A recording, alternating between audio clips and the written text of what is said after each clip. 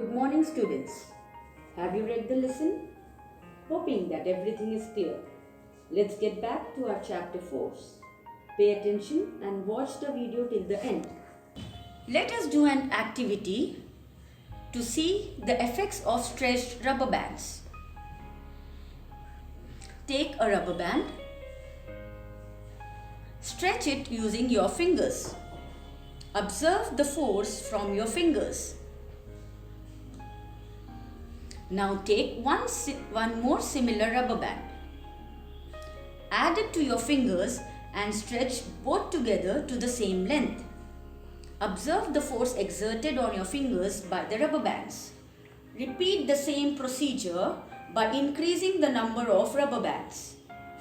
We will observe that when we stretch the rubber band, it exerts force on our fingers and feel the force of pull on our fingers. Similarly, we also observe that the combination of two bands exerts a larger force than that of one rubber band. Assume that the force exerted by one rubber band is F units and the force exerted by the second rubber band is F units. Then the net force of two rubber bands is F plus F, that is equals to 2F units. The unit of force in SI system is Newton. Let us calculate the net force from free body diagrams. The diagram showing all the forces acting on an object at a particular instant is called free body diagram. It is denoted as capital F, capital B, capital D. Assume that a car is moving with a non-uniform speed on the road. Choose a coordinate system with X and Y axis. Sign convention is to be taken along X and Y directions. The forces acting on the car are shown in the FBD. Force applied by the engine is equals to capital F. Force applied by road is equals to small f. Normal forces N1 and N2. Gravitational force is W. Net force along x direction F net x is equals to small f minus capital F. And along y direction it is N1 plus N2 minus W. Let us move to another activity to find the force on the direction of motion and state of the body. Take a football, place it on the ground. Now ask a player to kick the ball towards the goal post. Now ask the goalkeeper to stop the ball.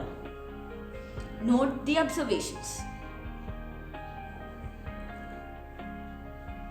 We observe that the ball was at rest and so its speed was 0 before it was hit. The player applies force on the ball that moves the ball towards the goal. Suppose the goalkeeper dives or jumps up to save the goal. By his action, the goalkeeper tries to apply a force on the moving ball. The force applied by him can stop or deflect the ball, saving the goal. If the goalkeeper succeeds in stopping the ball, the speed of the ball decreases to 0. By this activity, we learn that a force applied on an object may change its speed. If the force applied on the object is in the direction of its motion, the speed of the object increases. If the force applied in the opposite direction of the motion, then decreases in the speed of the object. To find the net force on the direction of moving object,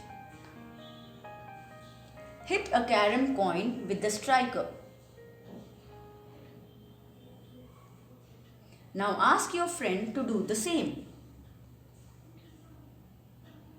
Observe the direction of coin in each case. In this activity, we observe that the direction of the coin changes in each case. Similarly, we also observe that while hitting the coin with the striker, not only does the coin change its direction, but the striker changes its direction too. From these observations, we learn that net force stops a moving object or makes a stationary object move and also changes the speed and direction of a moving object. Thus, force can change the state of motion of an object. Let's move on to the next activity of finding the effect of force with area of contact. Take a pencil. Push its rounded end on your palm. Now push from the other side of the pencil so that the sharp end is on your palm. Observe the changes. We observe that the effect of force depends on the area of contact on which the force is acting. When there is a decrease in the area of contact of the force or load, then the effect of force increases and vice versa. The force acting perpendicularly on a unit area of a surface is called pressure. Pressure is equals to force by area. The SI unit of pressure is Newton per meter square. Moving on to the next activity, identifying the effects of force. Take two trays. Fill both the trays with fine sand. Now take two rectangular bricks of equal mass and similar shape. Put one brick vertically in one tray. Put the other brick horizontally in the second tray. Observe the changes. We observe that the brick standing vertically sinks deeper in sand than the brick standing horizontally. The depth to which the brick sinks in the first tray is deeper than that in the second tray. We learn that if the contact area or the surface area on which force is acting is smaller, similar than the pressure exerted by the brick is more, or vice versa. For a given force, if the surface area is smaller, the pressure will be greater.